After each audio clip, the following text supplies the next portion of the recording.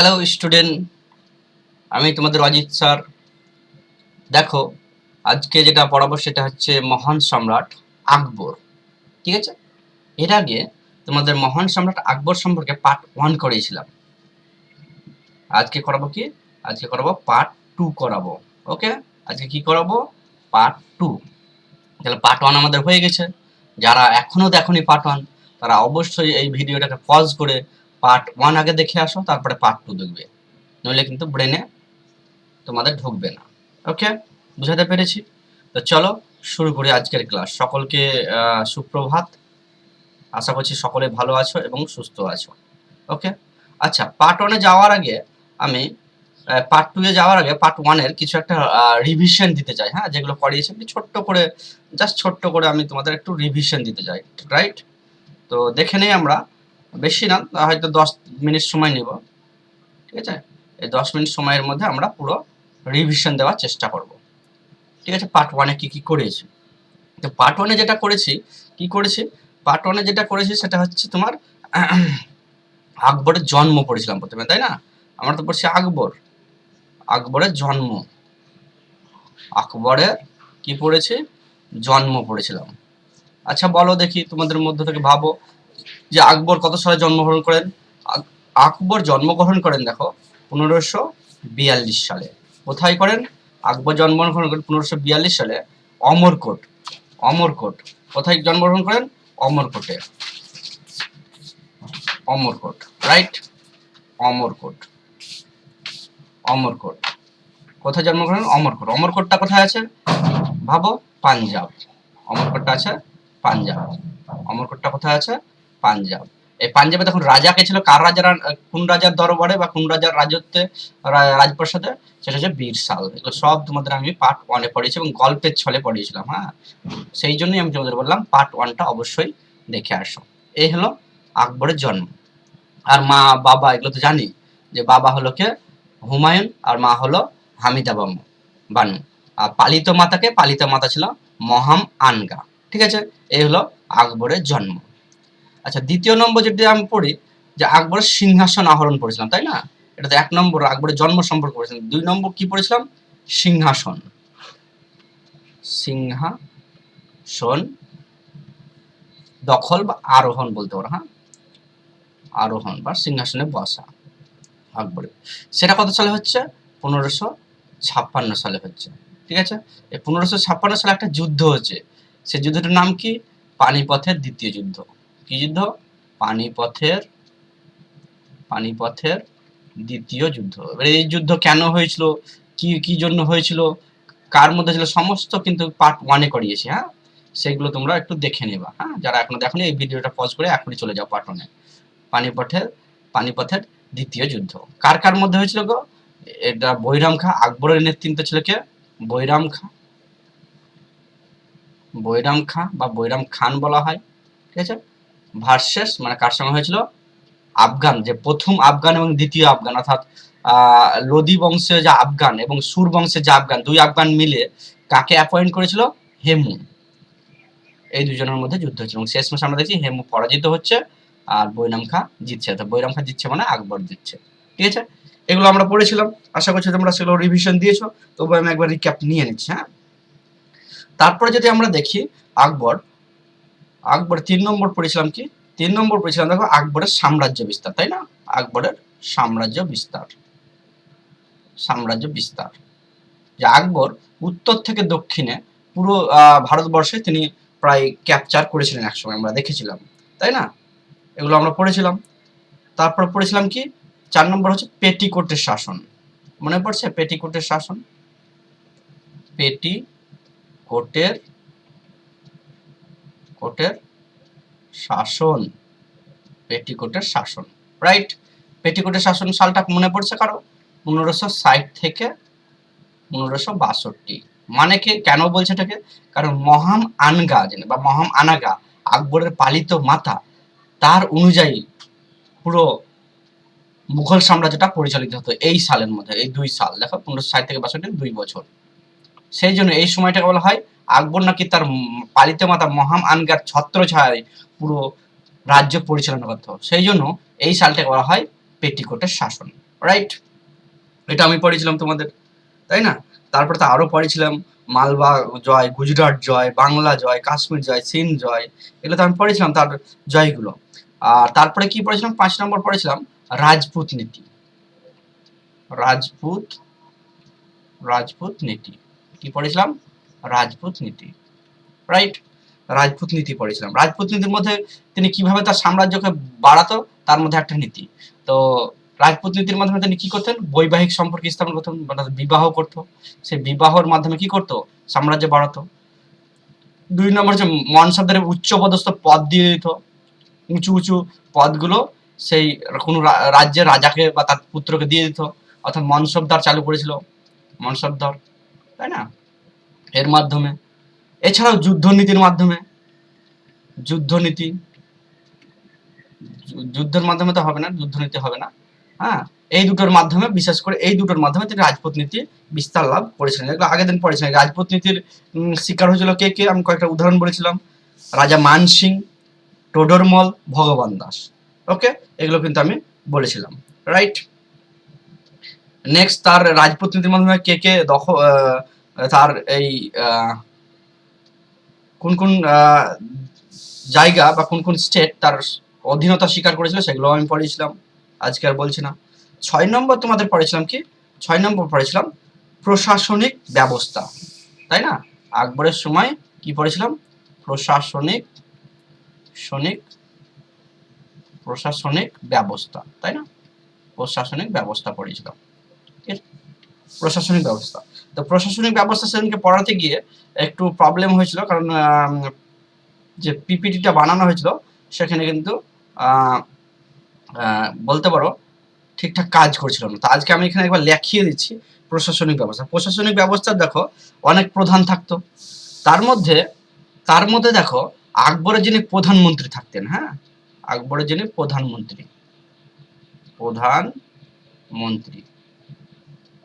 আকবরের যিনি প্রধানমন্ত্রী, তাকে বা সেই ডিপার্টমেন্টের যে হেড, প্রধানমন্ত্রীকে কি বলা হতো? ওয়াকিল, মনে রাখবে, হ্যাঁ, ওয়াকিল বা ভকিলও বলা হতো। ওয়াকিল মানে ওয়াকিল, প্রধানমন্ত্রী, আকবরের যিনি প্রধানমন্ত্রী তাকে বলা হতো ওয়াকিল, ঠিক আছে? আর কি দেখো, যিনি রাজস্ব বিভাগের হেড, যিনি রাজস্ব বিভাগের হেড মানে যে ট্যাক্স আদায় করতো, সে রাজস্ব বিভাগের যিনি হেড তাকে কি বলা হতো? তাকে বলা হতো দেখো কি? দেওয়ান। তোমরা এটা নোট ডাউন করতে পারো বা আমি পিপিটিটা পাঠিয়ে দেবো, হ্যাঁ, অসুবিধা নাই। দেওয়ান বলা হতো, রাইট? দেওয়ান। তারপরে দেখো সেনাবাহিনীর যিনি হেড, সেনাবাহিনী, এখন কি বলি আমরা? মেজর বলি, তাই না? বর্তমানে সেনাবাহিনীর যিনি হেড থাকবে তাকে মেজর বলবো আমরা, সেনাবাহিনী, তাই না? বাহিনী, সেনাবাহিনীর যিনি হেড ডিপার্টমেন্টের তাকে বলা হতো মীর বক্সি। কি বলা হতো গো? মীর বক্সি। আশা করছি বুঝতে পেরেছ। আর একটা মনে রাখতে হবে যে ধর্মের যিনি হেড, ধর্মীয় বিষয়ক যিনি হেড, হ্যাঁ, ধর্মের বিষয় যিনি হেড, ধর্মের হেড যিনি, ধর্মের বিষয় সম্পর্কিত যার বিশাল নলেজ আছে, যে হেড, হ্যাঁ, তাকে কি বলা হতো? সদর উস সুদূর, সদর উস উস সুদূর, সদর উস সুদূর বলা হতো, রাইট? এই হলো তোমাদের 4টা প্রশাসনিক বিভাগের মধ্যে 4টা ডিপার্টমেন্টকে অবশ্যই মনে রাখতে হবে, এগুলো কিন্তু পরীক্ষায় দিয়ে থাকে, ঠিক আছে, রাইট? এগুলো কিন্তু আগের দিন পড়িয়েছি, এই পার্টটা আমি পড়াইনি, সেই জন্য আজকে একটু ভালো করে বলে দিলাম।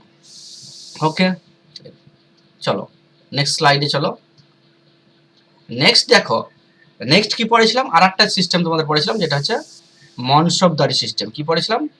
মনসবদারি প্রথা, মনে পড়ছে? মনসবদারি প্রথা, সেই মনসবদারি প্রথাটা পড়িয়েছিলাম। তো মনসবদারি প্রথা কে চালু করেন? আকবর চালু করেন। সালটা অবশ্যই মনে রাখবে, 1571 সালে চালু করেন, রাইট? মনসবদারি প্রথা। তাহলে মনসবদারি প্রথা কে চালু করেন? আকবর চালু করেন, রাইট? মনসবদারি প্রথা, এই মনসবদারি কত সালে চালু করেন? 1571 সালে। কে চালু করেন? আকবর, মহান সম্রাট আকবর, রাইট? তো এই মনসবদারি প্রথাটা কি অ্যাকচুয়ালি? মনসবদারি প্রথাটা যদি দেখি, তো মনসবদারি প্রথা তো প্রথা একটা, কিন্তু এর হেড কে? এর হেড হচ্ছে মনসবদার। মনসবদার, তাহলে মনসবদারকে বর্তমানে তোমরা দেখবা আইএস, আইপিএস এগুলো থাকে না, আইএস আইপিএস, এরা কি, এরা একটা দেশ পরিচালনা করে বা রাজ্য পরিচালনা করে। ঠিক মনসবদারও তাই, মনসবদার বলতে তারাই এখনকার বর্তমানে আইএস বা আইপিএস এর সঙ্গে তুলনা করতে পারে। অর্থাৎ আকবরের আমলে নিয়োজিত এরা হচ্ছে কর্মচারী। কেমন, কি ধরনের কর্মচারী? এরা উচ্চ পদস্থ কর্মচারী।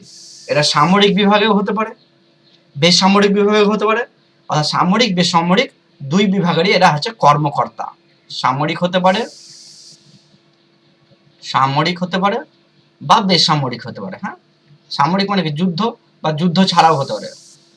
হ্যাঁ, এমনি নর্মালি ধর্মীয় হতে পারে, সংস্কৃতি হতে পারে, সমস্ত ডিপার্টমেন্টের এরা হচ্ছে কর্মকর্তা।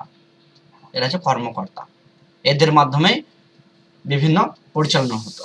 ঠিক আছে, তো মনসব কথার অর্থ কি সেটা তোমাকে জানতে হবে। মনসব কথার অর্থ কি? অর্থ হচ্ছে মনসব কথার অর্থ কি? মনসব কথার অর্থ হচ্ছে কি বলো, কেউ একজন ভাবো, দেখো। মনসব কথার অর্থ হলো র্যাঙ্ক, তাই না? র্যাঙ্ক, বা বাংলাতে আমরা কি বলছি, পদ বা মর্যাদা, রাইট? পদ বা মর্যাদা, মনে পড়ছে, রাইট? এই মনসবদার হচ্ছে দুই প্রকারের ছিল। কয় প্রকারের ছিল? দুই প্রকারের ছিল। দুই প্রকারের কি কি ছিল? একটা হচ্ছে জাত বা জাট, আর একটা হচ্ছে সাওয়ার। একটা হলো জাট আর একটা হলো সাওয়ার।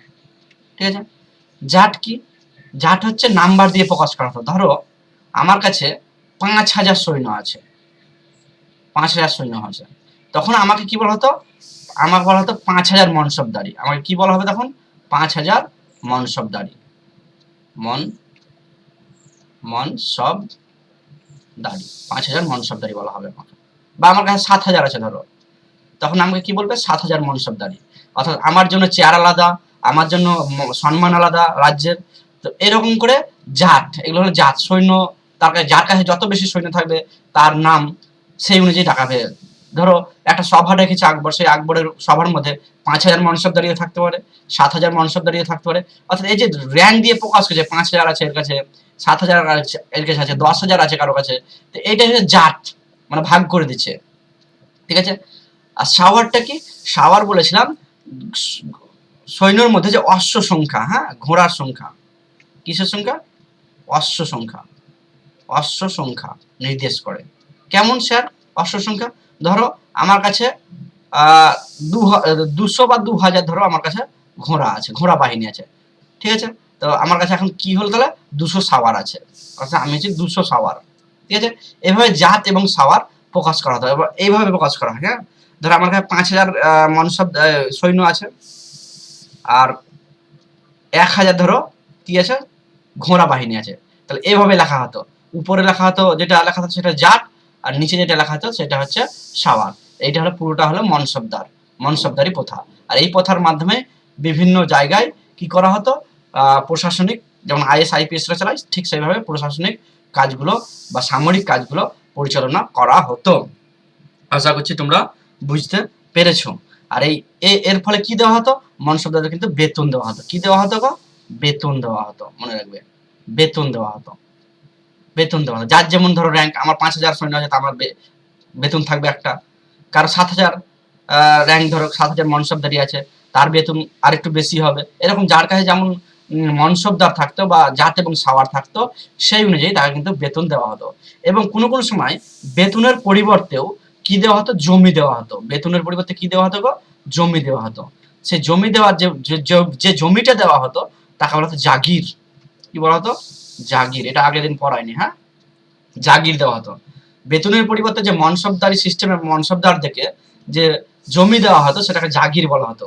আর এই জাগিরের পাওয়ার ফলে ধরো এই একটা অঞ্চল হয়, ধরো ধরো এটা ধরো তুমি ভাবো এটা রাজস্থান, তো আমাকে দিল্লি থেকে আকবর পাঠিয়েছে এখানে, বা আকবর এখানে, আমি ধরো এখানকারই ছেলে বা এখানকারই আমি একজন কর্মকর্তা, আমাকে বললো তোমাকে আর মনসবদারির জন্য আমার কাছে ধরো 5,000, আর এই পরিমাণটা আমার কাছে আছে, 5,000 সৈন্যবাহিনী এবং 1,000 হচ্ছে অশ্ববাহিনী আছে। তা আমাকে কি বললো?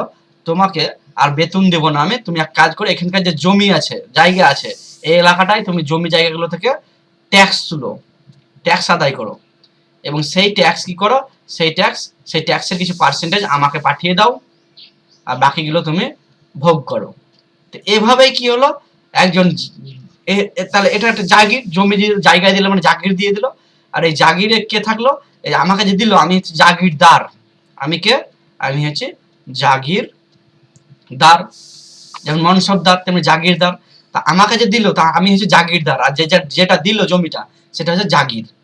আর এই যে আমি জমি নিলাম, জমি নেওয়ার পর ট্যাক্স তুলছি, রাজাকে দিচ্ছি, আবার আমার জন্য কিছুটা রাখছি, এই যে সিস্টেম আমি পুরো গভর্ন করছি, এখানে শাসন কার্য পরিচালনা করছি, আমার দায়িত্ব পড়ে গেছে, এই প্রথাটাকে বলছে জাগিরদারি প্রথা।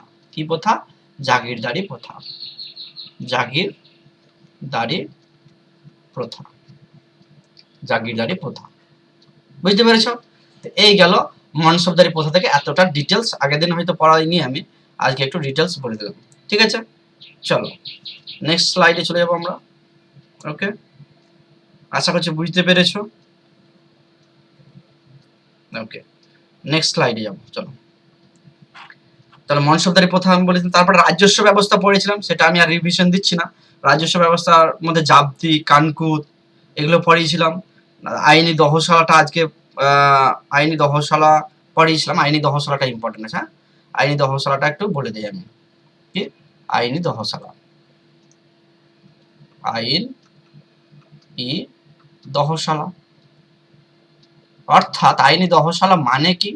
আইনি দহশালা মানে হচ্ছে 10 বছরের জন্য, কি 10 বছরের জন্য একটা জায়গাকে কি করে দেওয়া, জমি মাপ করে ট্যাক্স নেওয়া। জমি তো মাপতো, অবশ্যই মাপতো, মানে 10 বছরের জন্য নির্ধারিত কর ব্যবস্থা একটা, হ্যাঁ। আমি 10 বছরের জন্য একটা জমি দিয়ে দিলাম একজনকে, হ্যাঁ, 10 বছরের জন্য। এবং সেখানে হয়তো দেখা যাচ্ছে কেমন উৎপন্ন হয়, আগে টেস্ট হয়ে গেছে যে ফসল কেমন উৎপন্ন হয়, সেই ফসলের উৎপাদনের উপর ভিত্তি করে 10 বছরের জন্য জমি যখন কাউকে দেওয়া হয়, তখন তার 10 বছর অন্তর অন্তর টাকা ট্যাক্স নেওয়া হয়। তো সেই যে প্রথা, সেটা হচ্ছে দহশালা ব্যবস্থা। সেটা আমি তোমাদের পড়েছিলাম 1882 সালে সম্ভবত, এই সরি 1582 সালে, সেটা আমি পড়েছিলাম। আকবর পড়েছিল। আর এটা কে দেখাশোনা করতো? টোডরমল। টোডরমল ছিল এর হেড। টোডরমল, এগুলো আগের দিন পড়িয়েছি, হ্যাঁ, তো একবার বলে দিলাম যেহেতু রিভিশন দিয়েছি। এই গেল ব্যাপার, রাইট। নেক্সট দেখো, আকবরের জীবনে কিছু গুরুত্বপূর্ণ আমি যুদ্ধ পড়িয়েছিলাম, হ্যাঁ। আকবরের জীবনে কিছু গুরুত্বপূর্ণ আমি কিন্তু যুদ্ধ পড়িয়েছিলাম, রাইট। তো সেই গুরুত্বপূর্ণ যুদ্ধটা কি সেটা আমাকে একটু জানতে হবে আকবরের জীবনে। চলো একবার জেনে নেই। তাহলে আকবরের জীবনে গুরুত্বপূর্ণ যুদ্ধ, আকবরের আকবরের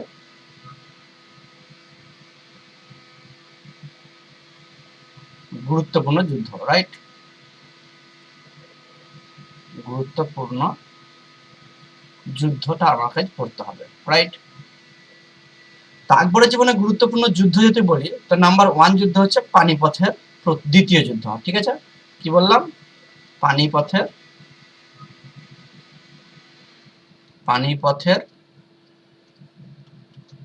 দ্বিতীয় যুদ্ধ, যেটা তোমাদের আমি পড়ালাম প্রথমে, একদম শুরু করেছি, পানিপথের দ্বিতীয় যুদ্ধ। ঠিক আছে, সালটা কি বলেছিলাম? 1556। কার মধ্যে হয়েছিল? বৈরাম খাঁ আর হেমু। বৈরাম খাঁ ভার্সেস হেমু। ঠিক আছে, হেমু হেরে গেছিল, বৈরাম খাঁ জিতে গেছিল। এই হলো গল্প, এগুলো আগের দিন পড়িয়েছি। এটা একটা ইম্পর্টেন্ট যুদ্ধ তার জীবনের, রাইট। তার জীবনের এটা একটা গুরুত্বপূর্ণ যুদ্ধ। 2 নম্বর যে যুদ্ধ পড়ি, দাঁড়াও কালিটা একটু চেঞ্জ করে নেই।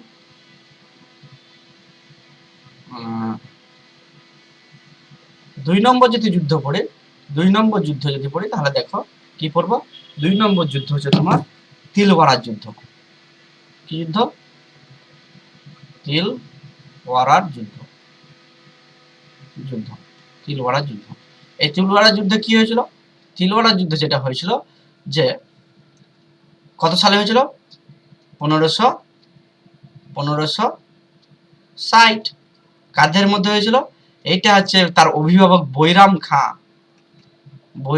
খাঁ ভার্সেস আকবরের মধ্যে হয়েছিল, তাই না? এটা কিন্তু আগের দিন আমি পড়িয়েছিলাম, একবার দেখে নেবো তোমরা পার্ট 1 কেন হয়েছিল, কি ব্যাপার। ঠিক আছে, এখানে বৈরাম খাঁ হেরে যায়, আকবর জিতে যায়। তারপর বৈরাম খাঁকে কোথায় পাঠানো হয়? গুজরাটে, মক্কাতে পাঠানো হয়। এর মক্কাতে যেতে লেগে সে গুজরাটে কিন্তু মারা যায় আতাতির হাতে। এটা পড়েছিলাম। নেক্সট 3 নম্বর গুরুত্বপূর্ণ যুদ্ধ দেখো, 3 নম্বর গুরুত্বপূর্ণ যুদ্ধ হচ্ছে হলদিঘাটের যুদ্ধ। এগুলো থেকে প্রশ্ন কিন্তু দেয়। হলদিঘাটের যুদ্ধ, হলদিঘাটের যুদ্ধ, রাইট। 3 নম্বর যুদ্ধ হচ্ছে হলদিঘাটের যুদ্ধ। এই হলদিঘাটের যুদ্ধে দেখো কত সালে হয়েছিল সেটা আমাকে জানতে হবে, রাইট। তো হলদিঘাটের যুদ্ধ হয়েছিল দেখো 1576 সালে, রাইট। কাদের মধ্যে হয়েছিল হলদিঘাটের যুদ্ধ? হলদিঘাটের যুদ্ধ দেখো কাদের মধ্যে হয়েছিল, হচ্ছে আকবর, আকবরের তরফ থেকে কে গেছিল? আকবরের পক্ষ থেকে কে গেছিল? মানসিং। আকবরের তরফ থেকে কে ছিল? মানসিং, মানসিং, রাইট। আর রাজস্থানে যেহেতু হয়েছিল, রাজস্থানের যে রাজপুত রাজা, তার নাম কি ছিল? তার নাম ছিল তোমার মহারানা প্রতাপ, রানা প্রতাপ, মনে রাখবো, হ্যাঁ, রানা প্রতাপ, প্রতাপ, ঠিক আছে, মহারানা প্রতাপ। তারপর দেখো মহারানা প্রতাপ হলো। আচ্ছা, এই যুদ্ধে মানসিং জয়ী হয় বলতে পারো, আর রানা প্রতাপ বিজয়ী হয়। মানে রানা প্রতাপ চলে গেছিল সেখান থেকে, অ্যাকচুয়ালি সেটাও ডিটারমাইন করা সম্ভব না, হ্যাঁ, তবু এটাই ধরে নেওয়া হয়। তো এই গেল ব্যাপার। কোথায় হয়েছিল তাহলে যুদ্ধটা? যুদ্ধটা হয়েছিল রাজস্থানে। কোথায়? রাজস্থান, রাজস্থানের, রাজস্থানের কোথায়? আরাবল্লী পর্বত, আরাবল্লী পর্বতের একটা গিরিপথ আছে, সেই গিরিপথের নাম হচ্ছে কি নাম? হলদিঘাটের গিরিপথ। কি নাম? হলদিঘাটের গিরিপথ, হলদিঘাটের গিরিপথ, গিরিপথ, গিরিপথ মানে কি? পর্বতের মধ্যে দিয়ে যদি রাস্তা থাকে তাকে গিরিপথ বলা হয়, ঠিক আছে। তো হলদিঘাটি গিরিপথ, এই গিরিপথের কাছে রানা প্রতাপের সঙ্গে মানসিং এর যুদ্ধ ছিল। যুদ্ধ কেন হয়েছিল? কারণ আকবর ছিল সাম্রাজ্য বিস্তার নীতি তিনি অ্যাপ্লাই করেছিলেন। সে রানা প্রতাপকে বলেছিল যে তার সাম্রাজ্য যাতে তার রাজপুত নীতি মেনে নেয় বা তার সাম্রাজ্যবাদী নীতি মেনে নেয়, কিন্তু রানা প্রতাপ কি মানেনি, অস্বীকার করে, ফলে তার বিরুদ্ধে যুদ্ধ ঘোষণা হয়, ঠিক আছে। আর হলদিঘাটের গিরিপথের হয়েছিল, তাই হলদিঘাটের যুদ্ধ নামে পরিচিত এটা, রাইট। চলো নেক্সট তার জীবনে 4 নম্বর যুদ্ধ দেখো, ইম্পর্টেন্ট। 4 নম্বর যুদ্ধ যদি দেখি তার জীবনে, সেটা হচ্ছে তোমার আশিরগড়ের যুদ্ধ। হ্যাঁ, আগের দিন বলতে আমি ভুলে গেছিলাম, পরে ভাবছি এটা বলিনি। কি? আশিরগড়ের, আশিরগড়ের, আশিরগড়ের, আশিরগড়ের যুদ্ধ, আশিরগড়ের যুদ্ধ। স্যার নামই তো শুনিনি, আগের দিন স্যার বলেননি। হ্যাঁ, বলতে আমি ভুলে গেছিলাম, আমি তো বলছি। আশিরগড়ের যুদ্ধ, আশিরগড়ের যুদ্ধ মনে রাখবা কত সালে হয়েছিল। তো আশিরগড়ের যুদ্ধ বেসিক্যালি হয়েছিল 1601 সালে। এটাই তার জীবনের শেষ যুদ্ধ। আকবরের জীবনের, আকবরের জীবনের, জীবনের শেষ যুদ্ধ এটা। এরপরে আর কিন্তু কোনো যুদ্ধ করেনি, রাইট। আকবরের জীবনের শেষ যুদ্ধ হচ্ছে আশিরগড়ের যুদ্ধ। এই যুদ্ধ কেন হয়েছিল? এই যে আশিরগড় একটা দুর্গ অ্যাকচুয়ালি, হ্যাঁ। আশিরগড় বলতে যে খানদেশ তোমাদের পড়েছিলাম না, খানদেশ, খানদেশ অভিযান পড়েছিলাম, সেই খানদেশ অভিযানটা হচ্ছে আশিরগড়ের যুদ্ধ। খানদেশ বলে একটা অঞ্চল ছিল, সে অঞ্চলটা কোথায় গো? সে অঞ্চলটা হচ্ছে মহারাষ্ট্রে, মহারাষ্ট্রে। কোথায়? মহারাষ্ট্রে। এবং মধ্যপ্রদেশের কিছু জায়গা ছিল, তো মহারাষ্ট্রে বেসিক্যালি ধরবো আমরা। তো মহারাষ্ট্রের খানদেশ বলে একটা অঞ্চল ছিল, সেই অঞ্চল তিনি ক্যাপচার করার চেষ্টা করেছিলেন, বা সাম্রাজ্যবাদী নীতি বা সাম্রাজ্য বিস্তারের নীতি তিনি প্রয়োগ করেছিলেন। ফলে খানদেশের যিনি রাজা ছিলেন, কে রাজা ছিলেন তখন? রাজা আলী খান। কি নাম? রাজা আলী, আলী খান। ওকে, খানদেশের রাজার নাম কি বললাম? রাজা আলী খান। এই আলী খান কিন্তু, আলী খানের উপরে অ্যাপ্লাই করা হয় এবং 1591 সালে তিনি কিন্তু সেটা অ্যাকসেপ্ট করেন। ফলে খানদেশ কোনো ব্যাপার না, তাহলে আকবরের আন্ডারে চলে আসলো। কিন্তু এই যে রাজা আলী খান আছে, আলী খানের পুত্র যখন চেয়ারে বসছে, আর রাজা আলী খান যখন মারা যাচ্ছে, তারপরে তার পুত্র মিরন, কি? মিরন বাহাদুর, মিরন বাহাদুর। এই মিরন বাহাদুর যখন চেয়ারে বসছেন তখন কিন্তু সালটা কত, 1601। তিনি অস্বীকার করছেন, বলছে না আমরা আকবরের কেন মানবো, আকবর কেন, কে আকবর, আমার রাজ্য তো আমি রাজ করব, আকবর টাকবরকে হটাও আগে, তাই বলছে। তখন কি করলো, আকবর কিন্তু অ্যাটাক করলো 1601 সালে। যখন অ্যাটাক করছে তখন মিরন তো অস্বীকার করছে, মিরন শুনেছে যে আকবর অ্যাটাক করেছে, মিরন ভয়ে লুকিয়ে পড়েছে। কোথায় পড়েছে, আসিরগড় দুর্গ। আসিরগড় দুর্গ মানে তোমরা বুঝো আশা করছি, আসিরগড় দুর্গে তিনি কি করেন, আসিরগড় দুর্গে লুকিয়ে পড়েন, লুকিয়ে পড়েন, রাইট। আসিরগড় দুর্গে লুকিয়ে পড়েন। আচ্ছা, দুর্গ মানে কি, দুর্গ হচ্ছে যুদ্ধ করার একটা স্থান, যুদ্ধের সমস্ত কিছু হাতিয়ার গুলো রাখা হয়, সৈন্যবাহিনীও রাখা হয়, এটা দুর্গ বলা হয়। হ্যাঁ, প্রত্যেকটা রাজার আন্ডারে অনেক দুর্গ, অনেক অনেক দুর্গ থাকতো, সেই দুর্গে কিন্তু লুকিয়ে পড়েন তিনি। কিন্তু আকবর কি আর ছাড়ার লোক, ভাবো, আকবর কিন্তু সেই দুর্গকে হামলা করলো, হামলা, তাই বলছে, হামলা করলো আসিরগড় দুর্গকে, এবং আসিরগড় দুর্গে সেই মিরনকে হারিয়ে দিল, মিরনকে 1601 সালে হারিয়ে দিল। আর সেই জন্য এই যুদ্ধের নাম দেখো কি যুদ্ধ, আসিরগড়ের যুদ্ধ, মানে আসিরগড় দুর্গে হয়েছিল, অ্যাকচুয়ালি খানদেশ দখল করেছিল। তো এটাই হলো আকবরের জীবনের শেষ যুদ্ধ। তো এই 4টা যুদ্ধ আমি পড়ালাম, খুবই খুবই ইম্পর্টেন্ট। এছাড়াও আকবরের জীবনে দেখো বাংলা আর বিহার জয় করেছিল, আমরা জানি, বাংলা ও বিহার, বিহার অভিযান করেছিল, এগুলো আগের দিন পড়েছিলাম। বাংলা আর বিহার অভিযান করেছিল কখন, বাংলা আর বিহার অভিযান করেছিল দেখো 1574 সালে, 1574 থেকে 76, 1574 থেকে 76 এই সালের মধ্যে তিনি 1574 থেকে 76 এই সালের মধ্যে বাংলা বিহারও ক্যাপচার করেছিল, অন্যান্য ক্যাপচার করেছিল।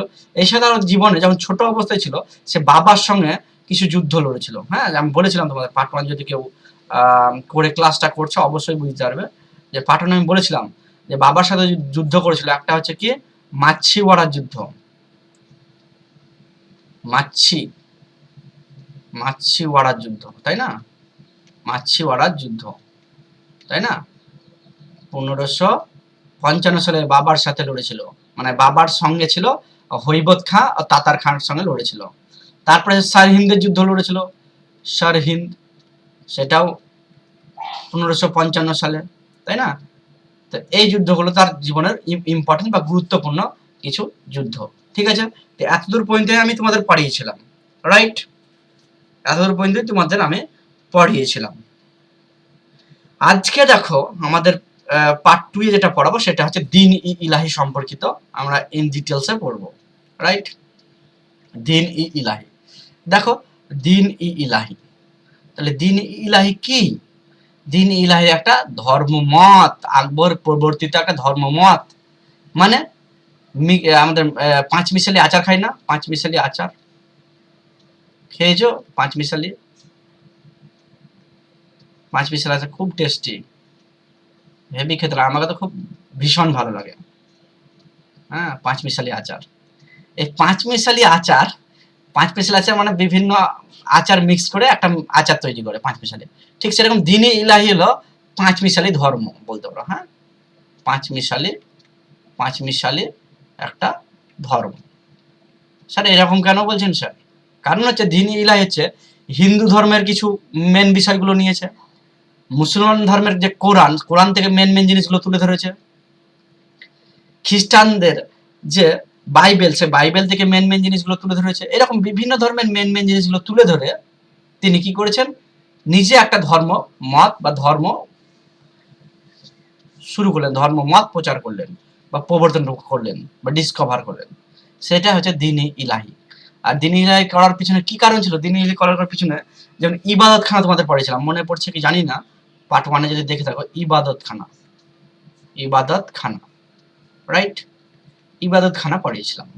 সে ইবাদতখানা যখন পড়িয়েছিলাম তোমাদের বলেছিলাম ইবাদতখানা কি, একটা হচ্ছে পূজা অর্চনার জায়গা বা আলোচনা সভা বা আলোচনার জায়গা, একটা বিভিন্ন ধর্মের মানুষ এসে এখানে আলোচনা করতো, আর তারই রেজাল্ট হচ্ছে দিন ইলাহি, তাই না। তারপরে তোমাদের সুলিকুল পড়িয়েছিলাম, সুল ই কুল, সুলুকিল, সুলিকুল পড়িয়েছিলাম, সুল ইকুল, এই সুল ই কুল এটা 1574 সালে শুরু করেছিল। তো এটা হলো একটা আরবি শব্দ যার অর্থ হলো সার্বজনীন শান্তি বা সকলের সাথে শান্তি স্থাপন করা। অর্থ কি? অর্থ হচ্ছে সকলের সাথে শান্তি স্থাপন করা। এটা হচ্ছে শান্তি স্থাপন করা, ঠিক আছে? স্থাপন করা, সকলের সাথে শান্তি স্থাপন করা, এটা হচ্ছে সুলিকুল। এটা তার একটা কি? এটা হচ্ছে তার একটা নীতি, তাই না? একটা প্রশাসনিক নীতি বলতে পারো, উদারনৈতিক নীতি বলতে পারো, বা অসাম্প্রদায়িক নীতি বলতে পারো। সকল ধর্মের মানুষ এগুলো মেনে চলতে, এবং ঈশ্বর এক এরকম সকল ধর্মের প্রতি শ্রদ্ধা জানাতেন তিনি। বৈষম্যের বিলোপ করেছিলেন এই সুলিকুলের মাধ্যমে, এবং ধর্মের মধ্যে একটা সহনশীলতা এনেছিলেন এবং সামাজিক সম্প্রীতির বজায় রেখেছিলেন এই সুলিকুল। তাহলে সুলিকুল হলো একটা অসাম্প্রদায়িক, উদারনৈতিক এবং প্রশাসনিক তার নীতি। এই সুলিকুল এবং ইবাদতখানা তারই রেজাল্ট হচ্ছে দ্বীন-ই ইলাহি, পাঁচমিশালি আচার বা পাঁচমিশালি ধর্ম, ঠিক আছে? বিভিন্ন ধর্মের মেন টপিকগুলো নিয়ে নিজে একটা ধর্ম তৈরি করেছিলেন যেটা হচ্ছে দ্বীন-ই ইলাহি, ঠিক আছে? এই দ্বীন-ই ইলাহি কত সালে শুরু করেছিলেন তিনি? ইম্পর্টেন্ট, সেটা হচ্ছে 1582 সালে, রাইট? আর এই দ্বীন-ই ইলাহি সর্বপ্রথম কে গ্রহণ করেন? বীরবল। বীরবলকে?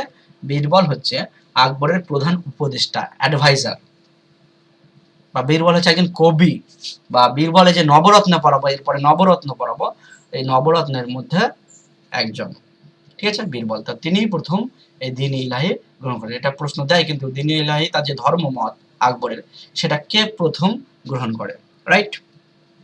কে প্রথম গ্রহণ করেন? এছাড়াও দ্বীন-ই ইলাহি তার জনপ্রিয় সেরকম ভাবে হয়নি, কিন্তু অনেকেই তার দ্বীন-ই ইলাহি মেনে চলতেন। যেমন পারসিক একজন ব্যক্তি, যার নাম হচ্ছে দাস্তুর ই রানা, তিনি দ্বীন-ই ইলাহি মেনে চলতেন। জৈন ধর্মে দেখো হরি বিজয় সুরি, তিনি মেনে চলতেন। হিন্দু ধর্মে দেখো পুরুষোত্তম দাস, তিনি মেনে চলতেন। শিখ ধর্মে দেখো রামদাস মেনে চলতেন। মুসলিম ধর্মে দেখো শেখ সেলিম চিশতি, ইম্পর্টেন্ট।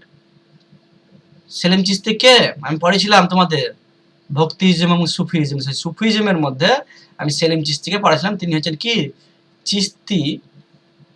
চিশতি সিলসিলা, বা চিশতি যে একটা ভাগ ছিল না, চিশতি সিলসিলা, সেই চিশতির একজন সাধক, চিশতি সিলসিলার একজন সাধক, ঠিক আছে? মনে করা হয় নাকি আকবরের যখন পুত্র সন্তান হচ্ছিল না, তখন এই শেখ সেলিম চিশতির কাছে গিয়েছিলেন, এবং তারই আশীর্বাদে নাকি প্রিন্স সেলিমের জন্ম হয়। প্রিন্স সেলিম বলতে জাহাঙ্গীরের জন্ম হয়, ঠিক আছে?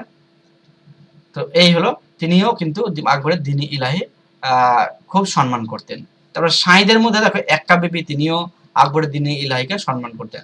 এগুলো অতটা ইম্পর্টেন্ট না, তুমি মনে রাখবা বীরবল হচ্ছে প্রথম অ্যাকসেপ্ট করেন, 1582 সালে চালু করেন, আর আকবরের একটা নতুন ধর্ম, পাঁচমিশালি ধর্ম, ঠিক আছে? এছাড়া আকবর বিভিন্ন ধরনের মুদ্রা প্রচলন করেছেন। তিনি যে ধর্ম সহিষ্ণুতার প্রতীক, তিনি যে ধর্মের সকল ধর্মকে মানতেন, তার দেখো উদাহরণ হচ্ছে, দেখো রাম সীতা মুদ্রা। তিনি মুসলমান একজন, কিন্তু রাম সীতা মুদ্রার প্রচলন করেছিলেন তিনি, অর্থাৎ কয়েনের মধ্যে রাম এবং সীতার ছবি থাকবে। তারপরে দেখো এলাহি মুদ্রা, মানে এরকম চারকোনা মুদ্রা প্রচলন করেছিলেন। জালালি মুদ্রা, গোল টাইপের মুদ্রা প্রচলন করেছেন। অর্থাৎ তিনি এই ধরনের মুদ্রা কিন্তু প্রচলন করেছেন। আশা করছি তোমরা বুঝতে পেরেছো। নেক্সট দেখো, নেক্সট যেটা পড়বো সেটা হচ্ছে নবরত্ন, তাই না? ঠান্ডা ঠান্ডা কুল মাথা ঠান্ডা করো, নাকি নবরত্ন লাগাও। নবরত্ন তেল লাগিয়ে মাথা গরম হলে, হিট হলে নবরত্ন তেল লাগাও, কুল হয়ে যাবে, নাকি? সেই নবরত্ন না কিন্তু এখানে, ওকে? তো নবরত্ন দেখো, নব মানে কি? নব মানে হচ্ছে 9 জন। কি বললাম? 9 জন। নব মানে 9, রত্ন মানে কি? রত্ন ইংরেজি জেমস বলা হয়। রত্ন মানে হচ্ছে বিখ্যাত বা ফেমাস পণ্ডিত বলা হয়, পণ্ডিত। তো 9 জন পণ্ডিত তার রাজসভায় থাকতো, এবং তাদের নিয়ে মাঝে মাঝে এসে সভা করতো, সেটা হচ্ছে নবরত্ন সভা। তা আকবরের দরবারে দেখো 9 জন বিখ্যাত পণ্ডিত থাকতো, যাদের নবরত্ন বলা হয়, তাই না? তো তার মধ্যে উল্লেখযোগ্য কয়েকজনের নাম এখানে দেওয়া আছে, দেখো, যাদের সম্পর্কে পরীক্ষায় বারবার আসে তোমাদের। নাম্বার 1 কি দেওয়া আছে? আবুল ফজল। কি দেওয়া আছে? আবুল ফজল। তিনি একজন কবি বা সাহিত্যিক বলতে পারো। তিনি আকবরের যে জীবনী, তিনি সেই আকবরের জীবনীটা লিখেছিলেন, সেই জীবনীটা লিখেছিলেন, সেই বইটার নাম কি জানো? আইনি আকবরী। আইনি আকবরী, আর আকবরের জীবনী সম্পর্কে এটা একটা লেখা বই। আকবরের আকবরের জীবনী, ঠিক আছে। আইনি আকবরটা কি? আইনি আকবর হচ্ছে আকবরের জীবনী, জীবন সম্পর্কিত একটা বই, গ্রন্থ। সেটা কে লিখেছে? আবুল ফজল লিখেছে। আইনি আকবরীকে আর একটা নাম আকবর নামাও বলা হয়। কি বলা হয়? আকবর, আকবর নামা, ঠিক আছে। তাহলে আকবর নামা হোক বা আইনি আকবরী হোক, কে লিখেছে? আবুল ফজল, তার নবরত্নের মধ্যে একজন। 2 নম্বর দেখো কে আছে? ফৈজি, আবুল ফজলের ভাই। আবুল ফজলের ভাই, তিনি একজন কবি। 3 নম্বর দেখো বীরবল। কি নাম? বীরবল, একটু আগে বললাম বীরবল। বীরবলই তো প্রথম আকবরের দ্বীন-ই ইলাহি মেনে অ্যাকসেপ্ট করেছিলেন, তাই না? তা বীরবল হচ্ছে বুদ্ধিদীপ্ত একজন মন্ত্রী, বা কি বললাম, আকবরের প্রধান উপদেষ্টা বা একজন কবি বা নবরত্নের মধ্যে একজন। এবং তার আসল নামটা একটু মনে রাখবা। বীরবলের আসল নাম হচ্ছে তোমার, এখানে লিখে দিচ্ছি, এখানে উপরে লিখে দিচ্ছি, হ্যাঁ। বীরবলের আসল নাম, আমাদের থাকে না আসল নাম আর নকল নাম, অ্যাকচুয়ালি নকল না, চলতি নাম। তো বীরবলের আসল নাম কি? আসল নাম হচ্ছে মহেশ দাস। পরীক্ষা দিতে পারে এই ধরনের প্রশ্ন, হ্যাঁ। মহেশ দাস, এবং দিয়ে দিয়ে থাকে এই প্রশ্নটা, সেই জন্য আমি করাচ্ছি। এবার এক্সট্রা জিনিস আমি খুব কমই করাই। তো বীরবলের আসল নাম হচ্ছে মহেশ দাস। ওকে। 4 নম্বর দেখো কি আছে? তানসেন। এটা সিঙ্গারে বাবা, অরিজিৎ সিং ফেল, তাই না? সিঙ্গার। সে তানসেন হচ্ছে একজন সঙ্গীতজ্ঞ বা সিঙ্গার। 5 নম্বর দেখো কি আছে? রাজা টোডরমল। রাজা টোডরমল করতে পড়ালাম। সে রাজস্ব যে দহশালা বন্দোবস্ত, তার যিনি পরিচালনা করতেন, তার যিনি প্রবর্তন হেড, তাই না? তিনি একজন অর্থমন্ত্রী ছিলেন, তাই না? আকবরের যিনি অর্থমন্ত্রী বলতে পারো, বা তুমি রাজস্ব মন্ত্রী বলতে পারো, রাজস্ব মন্ত্রীও বলতে পারো। রাজস্ব মন্ত্রী ট্যাক্স আদায় করতো, তাই না? এবং দহশালার তিনি পরিচালনা করতেন, হেড যিনি ছিলেন, তাই না? এই হলো রাজা টোডরমল। 6 নম্বর দেখো কি আছে? রাজা মানসিং, তাই না? রাজা মানসিং ছিল তার সেনাপতি, আর তার সঙ্গে তো কি যুদ্ধ হচ্ছে গো? তার সঙ্গে হলদিঘাটের যুদ্ধ হচ্ছে। হলদিঘাট রাজা মানসিং এর সাথে ওই যে রানা প্রতাপ, হলদিঘাটের যুদ্ধ। তা তিনি তো আকবরের সেনাপতি। এই বিখ্যাত বিখ্যাত 6 জনের নাম আমি বললাম। এখনো 3 জন আছে যেগুলো পরীক্ষায় দেয় না, বলতে পারো। এই 6 জন থেকে দেয়, তো 6 জন করে নেবে। এবার যদি কারো ইন্টারেস্ট থাকে জানার, আমাকে পরে মেসেজ করিও, বা তোমরা একবার গুগলে সার্চ করে নেবে। ওকে, চলো। এই দেখতে পাচ্ছ, এটা হচ্ছে তোমার আকবরের নবরত্ন সভা। এই এই যে আকবর বসে আছে, এখানে আকবর বসে আছে। আকবরের এই সাইডে দেখো 4 জন বসে আছে, আর এই সাইডে দেখো 5 জন বসে আছে, 9 জন টোটাল। তা নবরত্ন এটা, ঠান্ডা ঠান্ডা কুল কুল নবরত্ন। এটা হচ্ছে নবরত্ন সভা। সেই সভায় আলোচনা চলছে বিভিন্ন বিষয় নিয়ে, তাই না? ছবিটা যদিও ঝাপসা দেখাচ্ছে, একটু একটু করে নেবে। ওকে, নেক্সট দেখো আকবরের সাহিত্য নিয়ে পড়বো। সাহিত্য তো দুটো পড়লাম, তাই না? আইনি আকবরী বা আকবরনামা পড়লাম। এছাড়াও অন্যান্য সাহিত্যগুলো দেখবো, এবং সাংস্কৃতিক বিষয় দেখবো। এছাড়াও দেখবো কি? স্থাপত্য। এছাড়াও কি দেখবো? এছাড়াও দেখবো স্থাপত্য। কি দেখবো? স্থাপত্য। স্থাপত্যও দেখবো, ঠিক আছে। তো দেখো আকবরের সময় ভাষা কি অবশ্যই মনে রাখবো, হ্যাঁ। ফার্সি ভাষার, ফার্সি ভাষার কিন্তু কি হয়েছিল? ফার্সি ভাষার প্রসার হয়েছিল আকবরের সময়, মনে রাখবা, রাইট। তারপরে দেখো আকবরের সময় কি হতো? রামায়ণ এবং মহাভারত ফার্সি অনুবাদ করেছে। মহাভারত দেখতে পাচ্ছ, এবং রামায়ণ, এই যে দুটো আমাদের মহাকাব্য, তাই না? ভারতের মহাকাব্য রামায়ণ এবং মহাভারত, এই মহাভারত এবং রামায়ণের তিনি ফার্সি অনুবাদ করিয়েছিলেন, ভাবো। তো বেসিক্যালি মহাভারত কে লিখেছে মনে পড়ছে তোমাদের? মহাভারত লিখেছে কে? মহাভারত লিখেছে বেদ ব্যাস। কে? বেদ ব্যাস। আর রামায়ণ কে লিখেছে? রামায়ণ লিখেছে বাল্মীকি। এগুলো ছোটবেলাকার কোশ্চেন, বাল্মীকি, এগুলো আমরা সকলেই জানি। এই দুটো তো সংস্কৃতে লেখা ছিল, কিন্তু এটাকে ফার্সি ভাষায় অনুবাদ করছে। কেন? তার পড়াটা খুবই দরকার, তার জানাটা খুবই দরকার। কেন? তিনি তো অন্য ভাষা সেরকম ভাবে জানে না। তাই এই দুটো বইকে ট্রান্সলেট করা তিনি আদেশ দেন এবং ট্রান্সলেটও করা হয়। তো মহাভারতকে ট্রান্সলেট করছে সেটা জানতে হবে আমাকে। মহাভারত, মহাভারত। তো মহাভারত ট্রান্সলেট করছে দেখো বদায়ুনি বলে একজন কবি ছিল, বদায়ুনি, তারাই সবাই বদায়ুনি, তিনি করছেন। এছাড়াও তার সঙ্গে ছিল কে?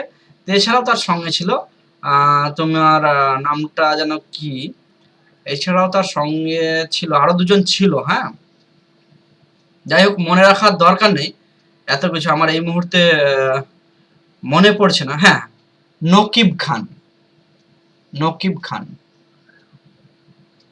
নকিব খান, রাইট। আর আরেকজন ছিল তার সাথে, তার নাম হচ্ছে তোমার শেখ সুলতান, শেখ সুলতান, রাইট। এই তিনজন মিলে মহাভারতের ট্রান্সলেট করেছিল ফার্সিতে, এবং মহাভারতের নামটা চেঞ্জ করে কি নাম রেখেছিল? মহাভারতের নামটা চেঞ্জ করে মহাভারতের নামটা রেখেছিল রাজনামা, রাজনামা বা রাজনামাহ বলা হয়, হ্যাঁ, রাজনামাহ, ঠিক আছে। এই হলো ব্যাপার মহাভারত। তো মহাভারত তখন আর বলতো না, ফার্সিতে তাকে কি বলতো? রাজনামা বলা হতো বা রাজনামাহ বলা হতো, ঠিক আছে। এই গেল মহাভারতের ট্রান্সলেশন। তারপর তো রামায়ণ দিয়ে যদি দেখি, রামায়ণ উপরে লেখা যাবে, নিচে, নিচেও লেখা যাবে না।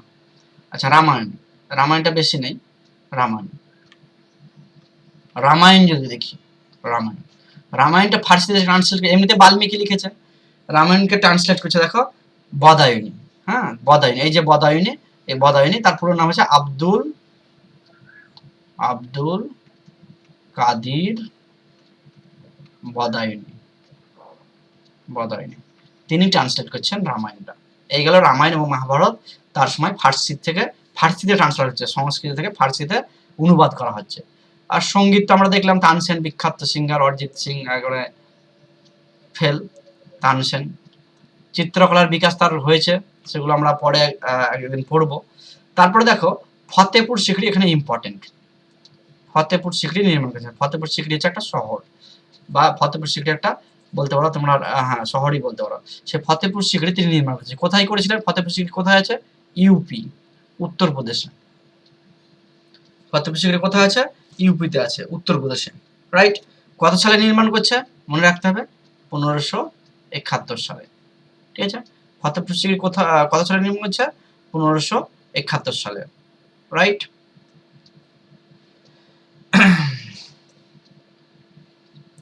তারপরে দেখো তার বিখ্যাত বই আকবরনামা, এটা তো পড়লাম, আকবরনামা। কে লিখছে? আবুল ফজল লিখছে, একটু আগেই বললাম, আবুল ফজল, ফজল বা আইনি আকবরী যেটাকে বলছে। আর তার স্থাপত্যের মধ্যে দেখো ফতেপুর সিকরিতে পড়ছি আমরা, ফতেপুর সিকরি আকবর নির্মিত করেছিল এবং তার রাজধানী স্থানান্তরিত করেছিল, তাই না, 1571 সালে। তো এই প্রশ্ন হলো ফতেপুর সিকরি কেন তৈরি করেছিলেন? ফতেপুর সিকরি তৈরি করার পিছনে কারণ হলো এই যে আমি একটু আগে বললাম না, যে শেখ সেলিম চিশতি একজন সাধক, তো তার আশীর্বাদে নাকি তার ছেলে জাহাঙ্গীরের জন্ম হয়, যাকে শেখ সেলিম বলা হতো।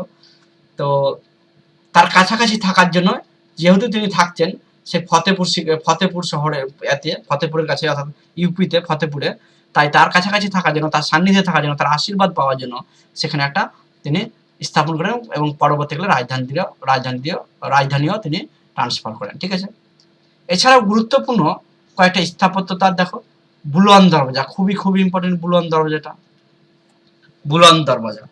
তো মনে রাখতে হবে বুলওয়ান দরওয়াজা কত সালে তৈরি হয়। কি মনে রাখতে হবে? বুলওয়ান দরওয়াজা কত সালে তৈরি হয়? বুলওয়ান দরওয়াজা তৈরি হয় ধরো 1575 সালে। কত সালে? 1575 সালে। কোথায় তৈরি হয়? এটাও কিন্তু ফতেপুর সিকরিতে তৈরি হয়। কোথায় তৈরি হয়? ফতেপুর সিকরিতে। ফতেপুর সিকরির মেন গেট বলতে পারো এটাকে, ঠিক আছে, বুলওয়ান দরওয়াজা। কেন তৈরি হয়? গুজরাট জয়ের জন্য। গুজরাট গুজরাট গুজরাট বিজয় উপলক্ষে বা জয় উপলক্ষে, গুজরাট যখন জিতে গেল তখন তারপরে তার স্মৃতি হিসেবে সেই বুলওয়ান দরওয়াজা তিনি ফতেপুর সিকরিতে স্থাপন করেন। ফতেপুর সিকরি কোথায় আছে? ইউপিতে আছে। তোমাদের মনে প্রশ্ন স্বাভাবিকভাবে হওয়া উচিত, বা আমারও হয়েছিল, যে স্যার আকবর তো আরো অন্যান্য অনেক যুদ্ধে জিতেছিল, অনেক যুদ্ধে জয়লাভ করেছিল, তাহলে গুজরাট জয়লাভ করে স্পেশাল কি স্যার? কেন বুলওয়ান দরওয়াজা তৈরি হলো? তো তাহলে প্রত্যেকটা জায়গায় জিততে আর প্রত্যেকটা জায়গায় স্মরণ করার জন্য, স্মরণীয় রাখার জন্য কি প্রত্যেকটা জায়গায় তিনি দরওয়াজা বা স্থাপন করতো? প্রশ্ন হলো না। তাহলে ইম্পর্টেন্ট কি গুজরাটের? আমরা জানি যদি ভারতের ম্যাপ দেখি, হ্যাঁ, ভারতের ম্যাপ যদি দেখি তাহলে দেখব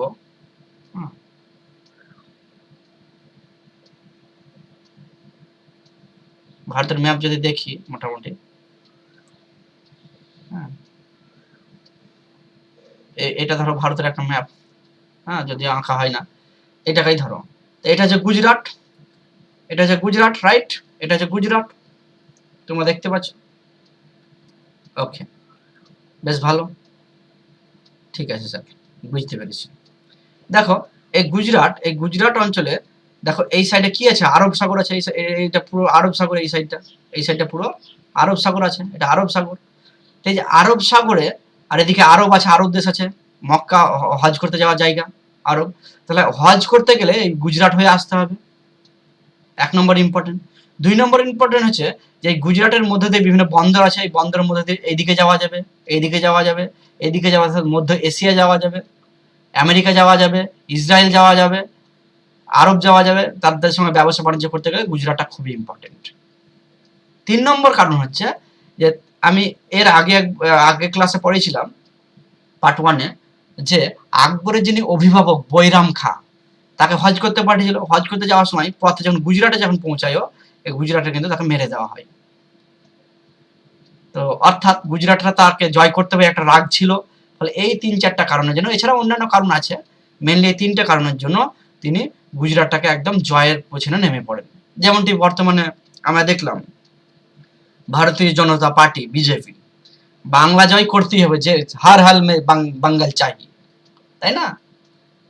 হার হাল মে বাঙ্গাল চাহিয়ে। তো যেমনটি বাংলাকে জয় করেই ছিল, ঠিক আকবরও একদম টার্গেট নিয়েছিল গুজরাট জয় করবই। তাই তিনি কি করেছিলেন? 1572 বা 73 সালে, হ্যাঁ, কোনো বইয়ে 73 থাকে, এই সময় তিনি গুজরাট অভিযান করেন। ঠিক আছে, গুজরাট অভিযান করেন এবং গুজরাট জয়লাভও করেন। দেখো প্রথমে, কিন্তু তিনি যখন দিল্লি ফিরে চলে গেলেন, গুজরাট থেকে দিল্লি ফিরে চলে গেলেন, দিল্লি, তখন গুজরাটে আবার বিদ্রোহ হয়ে গেল। তারপরে তিনি কি করলেন? তার সৈন্যবাহিনী নিয়ে নিজের সশরীরে তিনি 800 কিলোমিটার, সম্ভবত দূরত্ব ডিস্টেন্স হচ্ছে 800 কিলোমিটার, 800 কিলোমিটার পথ এসে গুজরাটে এসে পৌঁছায়, এবং তিনি কি করলেন? সেই গুজরাটকে আক্রমণ করলেন এবং চূড়ান্তভাবে জয় অর্জন করলো। গুজরাটটা আবার জয় করলো। ঠিক আছে, সেই গুজরাটটা আবার জয় লাভ করলো একই বছরে। অর্থাৎ গুজরাট কিন্তু আবার 1573 বলতে পারো, এটা তিনি জয়লাভ করলো আবার। তাহলে এই গুজরাট যে জয়লাভ করলো, তারই স্মৃতি রক্ষার উদ্দেশ্যে 1575 সালে তিনি ফতেপুর সিক্রিতে বুলন্দ দরজা তৈরি করছে। এই বুলন্দ দরজা হচ্ছে মেন গেট ফতেপুর সিক্রিতে প্রবেশ করতে গেলে, তাই না? বুলন্দ দরজা হচ্ছে মেন গেট ফতেপুর সিক্রিতে পৌঁছতে গেলে, বা জামে মসজিদে পৌঁছতে গেলে তার মেন গেট হচ্ছে এটা বুলন্দ দরজা। ঠিক আছে, এবার তোমরা আরেকটা জিনিস পড়বে, কোনো কোনো জায়গায় বা কোনো কোনো শেয়ার বা কোনো কোনো বইয়ে দেখবা পড়বে, কি পড়বে জানো তো? পড়বে এইটাই যে বুলন্দ দরজা নাকি 1601 সালে তৈরি করা হয়েছিল। এটা রং, 1601 সালে তৈরি করা হয়নি। 1601 সালে কি হয়েছিল আমি তো পড়ালাম তোমাদের, আশিরগড়ের যুদ্ধ, তাই না? আশিরগড়ের যুদ্ধ, আশিরগড়ের যুদ্ধ। এই আশিরগড়ের যুদ্ধে যখন জয়লাভ করলো তিনি, আশিরগড়ের যুদ্ধে জয়লাভ করার পর তিনি বুলন্দ দরজাটাকে আরেকটু অলঙ্কৃত করেছিলেন, সাজিয়েছিলেন। ঠিক আছে, তো এই গেল বুলন্দ দরজার হিস্ট্রি, তোমরা অবশ্যই অবশ্যই মনে রাখবে এটা। নেক্সট স্থাপত্য দেখো যোধাবাই, যোধাবাই প্রসাদ। যোধাবাই কে ছিল? ভারকাবাই বা যোধাবাই, যেটা হচ্ছে আকবরের স্ত্রী, ওয়াইফ। ঠিক আছে, এই আকবরের স্ত্রী বা ওয়াইফ যোধাবাই তার জন্য একটা বিল্ডিং তৈরি করে দিয়েছিল, যেখানে যোধাবাই পূজা অর্চনা করতো, সেখানে থাকতো, সময় কাটাতো। সেই প্রসাদটার নাম হচ্ছে যোধাবাই, এটাও ফতেপুর সিক্রিতে ছিল। এছাড়া আর একটা স্থাপত্য দেখো পাঁচমহল, আকবরের আমলে নির্মিত। পাঁচমহলটা কি? পাঁচমহলটা আর কিছুই না, পাঁচমহল হচ্ছে এখানে বিনোদন করা হতো, বিনোদন বা আরাম করার জায়গা একটা, হ্যাঁ, আরাম প্রিয় জায়গা, আরামদায়ক একটা স্থান, আরামদায়ক স্থান হচ্ছে পাঁচমহল। এখানে মাঝে মাঝে আকবরও যেত, সেখানে আরাম বিনোদন করত। এছাড়াও এই 5 মহল, 5টা মহল, 5 তলা অ্যাকচুয়ালি, সেই 5 মহলের বারান্দায় দাঁড়িয়ে দাঁড়িয়ে হারেমের যারা থাকতো মহিলারা, তারা কিন্তু এখানে বিকেল বা সন্ধ্যা থেকে শীতল হাওয়া, শীতল বাতাস তারা ফিল করতো এবং তারা সেখানে আরাম করতো। এই হলো 5 মহল। তো এই গেল তার কয়েকটা স্থাপত্য, ঠিক আছে? এই গেল তার কয়েকটা স্থাপত্য, ফতেপুর সিকরি, বুলন্দ দরওয়াজা, যোধাবাই প্রাসাদ, 5 মহল। আর তার কয়েকটা সাহিত্যের মধ্যে বললাম কি, আকবরনামা, তারপর সঙ্গীত, মহাভারত এবং রামায়ণের ট্রান্সলেট এবং ফার্সি ভাষার প্রসার, রাইট? ওকে, নেক্সট চলো, এবার প্রায় শেষ পর্যায়ে পৌঁছে গেছি আমরা, যে আকবরের মৃত্যু কিভাবে হলো স্যার। সে তো আকবরকে তো দেখলাম 1601 সালের পর আর যুদ্ধ করেন, অর্থাৎ তিনি অসুস্থ হয়েছিলেন প্রায় এর পরে কম বেশি। কি রোগে আক্রান্ত হয়েছিলেন? কমন রোগ বর্তমানের, আমাশাই, তাই না? আমাশাই রোগে মারা গেছিলেন, ভাবো। এখন আমাশাই কোনো ব্যাপারই না, ঠিক আছে? আমাশাই হলো ওষুধ খেয়ে নিলাম, খাবার দাবার ঠিকঠাক খেলাম, ঠিক হয়ে গেল। তো আমাশাই রোগে আক্রান্ত হয়েছিলেন তিনি। ফলে সেই আমাশাই রোগ তার সময়ে ওঝা বলো বা এরা বলো, কেউ কিন্তু বিভিন্ন জড়িবুটির মাধ্যমে তাকে কিন্তু সারাতে পারেনি, এবং সেই আমাশাই রোগের তিনি মারা যান 1605 সালে, রাইট? এবং তার যে সমাধিটা কোথায় দেওয়া হয় গো? সিকান্দারাতে দেওয়া হয়, সিকান্দ্রাবাদ বা সিকান্দ্রা, আগ্রাতে, রাইট? এই যে দেখো আকবর মারা যাচ্ছে, এইসব ওঝা কবিরাজ এরা সব আছে, রাইট? ওকে, এখান থেকে আমরা আরেকটা জিনিস রিভিশন দিতে পারি, দেখি তোমাদের কতটা মনে আছে, তোমরা মনে মনে ভাববে, যদিও তোমাদের ক্লাসটা আমি অ্যাকচুয়ালি রেকর্ডিং করেছি, লাইভ তো করাচ্ছি না, রেকর্ডিং করেছি, হ্যাঁ? তো দেখো, এটা তো আকবরের সমাধি সিকান্দ্রাবাদ, তাহলে তোমরা বলো তো দেখি বাবরের সমাধিটা বলো একবার দেখি, বাবরের সমাধিটা বলো, মনে করো, হ্যাঁ? বাবরের সমাধি হচ্ছে কোথায়? প্রথমে হচ্ছে আগ্রা, দেন কাবুল, মনে পড়ছে? এই গেল আকবরের সমাধি। 2 নম্বর তোমরা হুমায়ুনের সমাধি বলো দেখি, হুমায়ুনের সমাধি বলো দেখি, হুমায়ুনের সমাধি বলো দেখি, মানে বলো বলতে ভাবো তোমরা, হ্যাঁ? হুমায়ুনের সমাধি বলো। হুমায়ুনের সমাধি হচ্ছে কোথায়? হুমায়ুনের সমাধি হচ্ছে তোমার কোথায় গো? হুমায়ুনের সমাধি হচ্ছে তোমার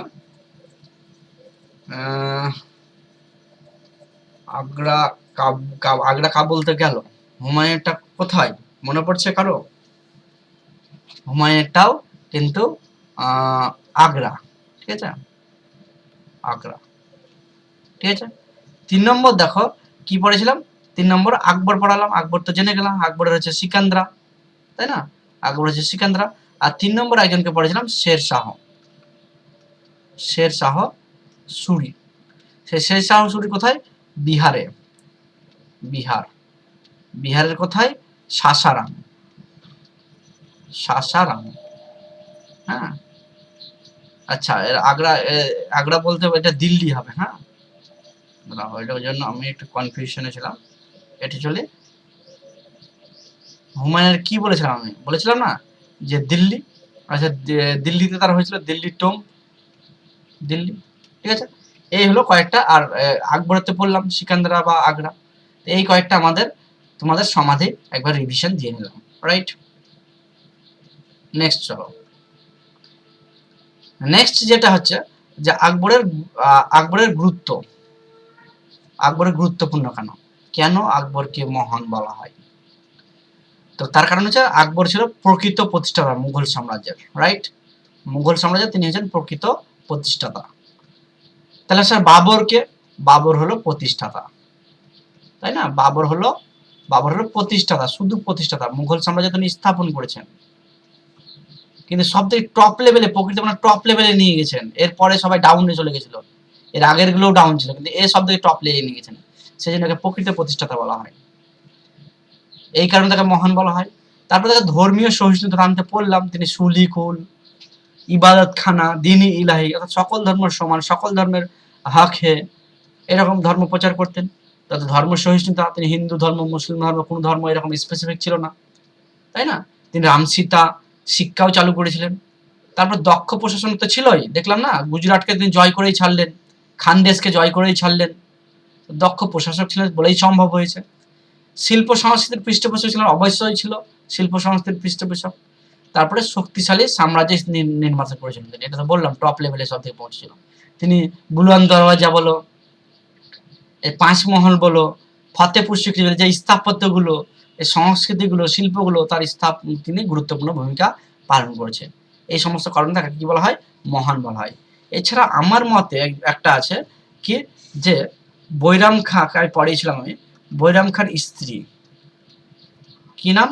সালমা বিবি বা সালমা বেগম কি ছিল? হ্যাঁ, সালমা বেগম।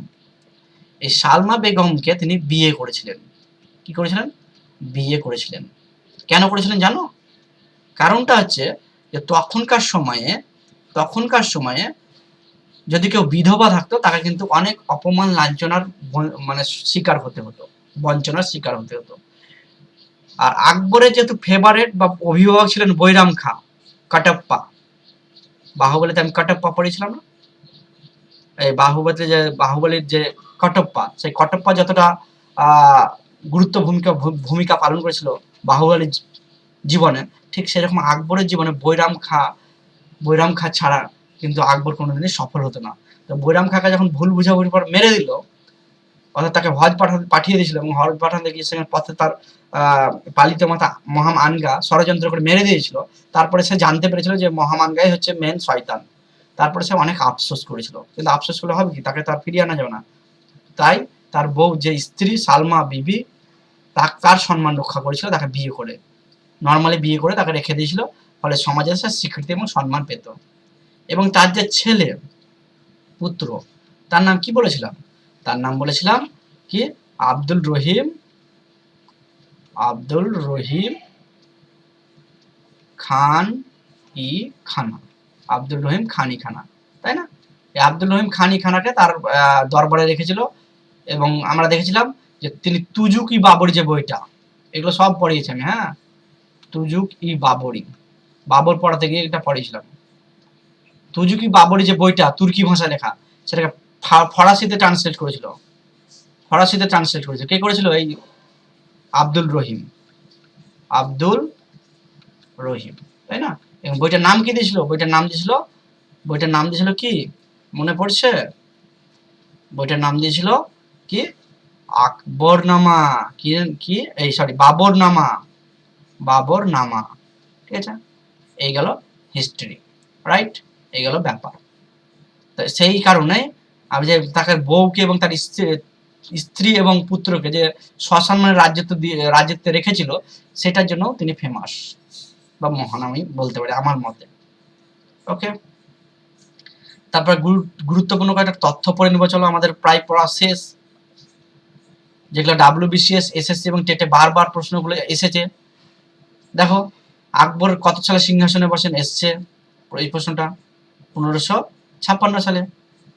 আকবরের অভিভাবক কে ছিলেন? তাই না? বৈরাম খাঁ। দিন ইলাই কে প্রবর্তন করেন? আকবর করেন। আর কি 1582 সালে। এগুলো কোনো প্রশ্ন হলে ছুঁড়ে ফেলে দেবো মুখের উপর, প্রশ্ন করলে এগুলো কেউ, তাই না? প্রশ্ন করার মাত্র উত্তর দিতে হবে, ছুঁড়ে ফেলে দিতে হবে। আকবরের রাজস্ব মন্ত্রী কে ছিলেন? টোডরমল বা অর্থমন্ত্রীও বলা হয় তাকে, অর্থমন্ত্রী। এগুলো তো পড়াচ্ছি বারবার। দেখো এই প্রশ্নগুলোই। আইনি আকবরে কে লেখেন?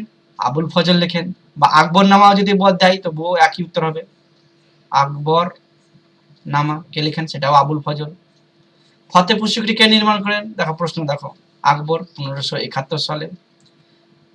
মনসবদারি প্রথা কে চালু করেন? আকবর করেন, তাই না? এটাও 1571 সালে।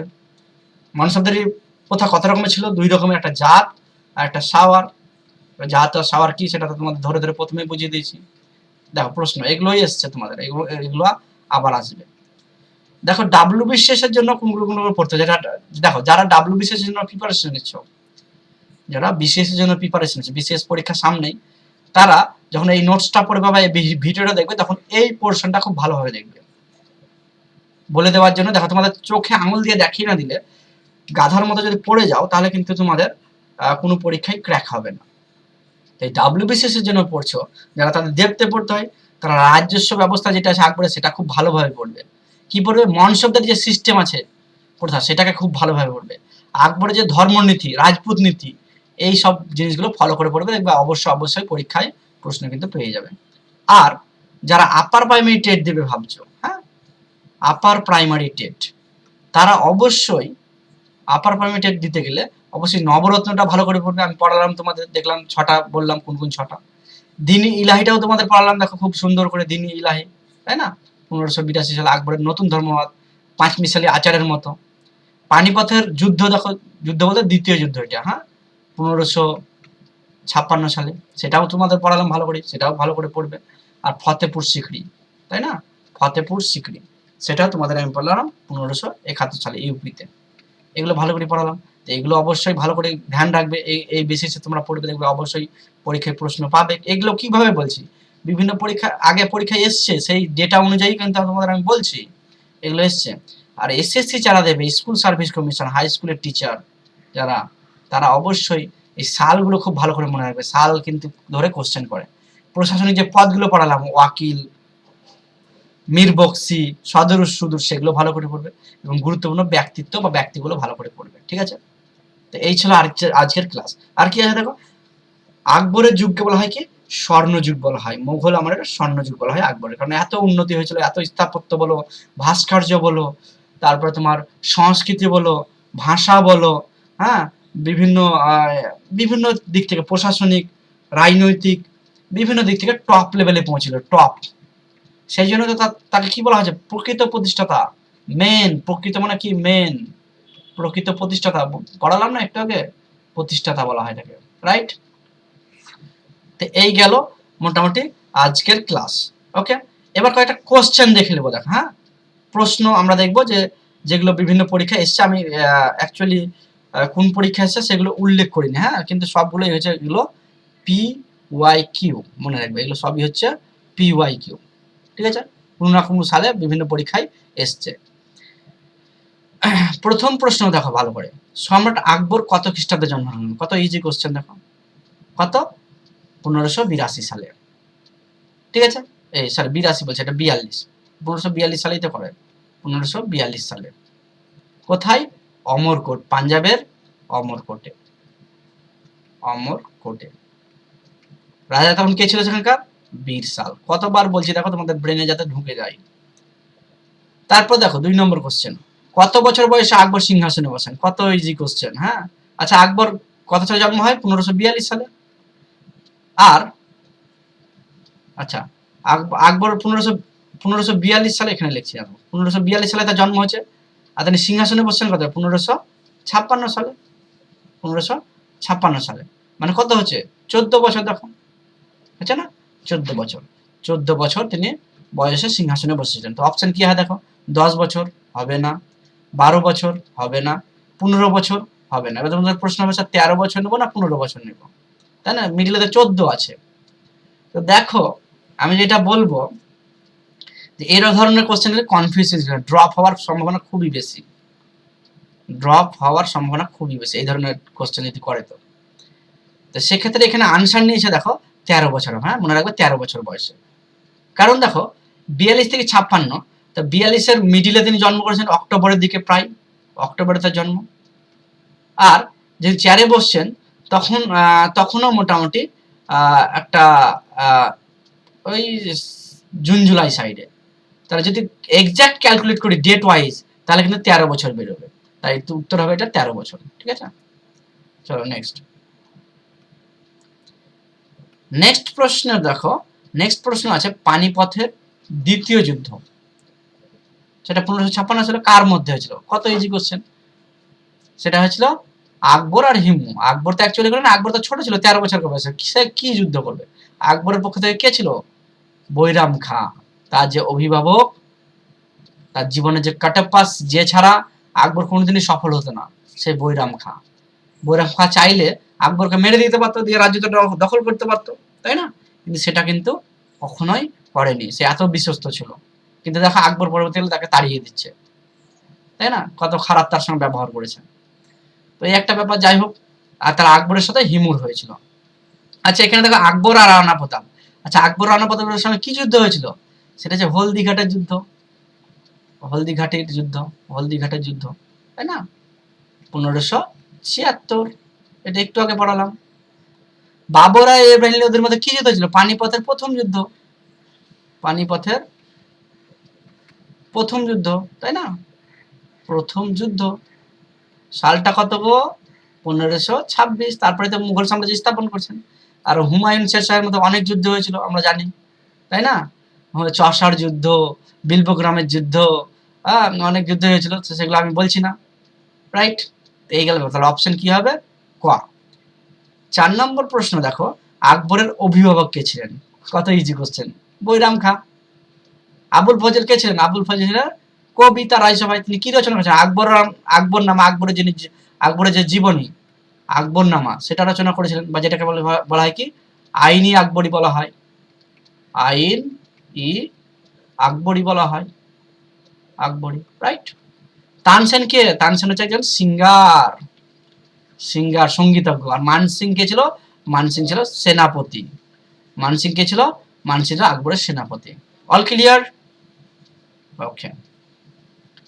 নেক্সট দেখো, নেক্সট যেটা পড়াবো সেটা হচ্ছে 5 নম্বর প্রশ্ন। কি বলেছে? দিন ইলাহি। দিন বানানটাই বটা হবে না, হ্যাঁ, বটা হবে না। কি হবে? দিন বানানটা এরকম হবে, দিন। এই যে দিন ইলাহি নামক নতুন ধর্ম, যে 5 মিসালি আচার অর্থাৎ 5 মিসালি ধর্ম, সেটা কে প্রবর্তন করেন? সেটা করেন আকবর। কত সহজ কোশ্চেন। কত সালে গো? 1582 সালে। ওকে। 6 নম্বর কোশ্চেন চলো। আকবরের রাজত্বকালে কোন ভূমি রাজস্ব ব্যবস্থা প্রবর্তিত হয়েছিল?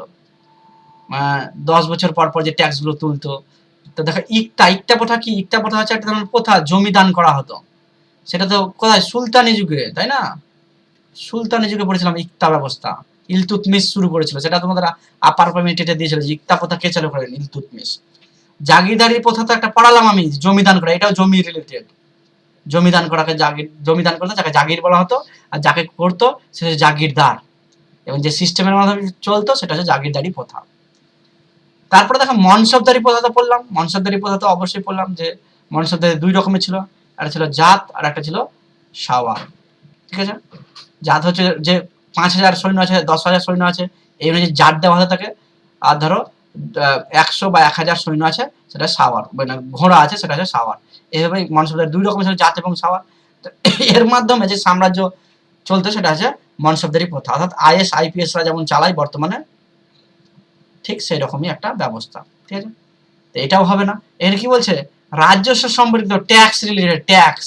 এর মধ্যে কি ট্যাক্স পাচ্ছি আমরা কিছু? এটারও ট্যাক্স পাচ্ছি না। ট্যাক্স রিলেটেড এটাও না, এটাও না। ট্যাক্স রিলেটেড দেখো দহশালা ব্যবস্থা, তাই না?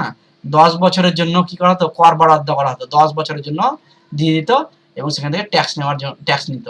ফসলের উৎপাদন অনুযায়ী জমি দেওয়া হতো 10 বছরের জন্য করের ভিত্তিতে।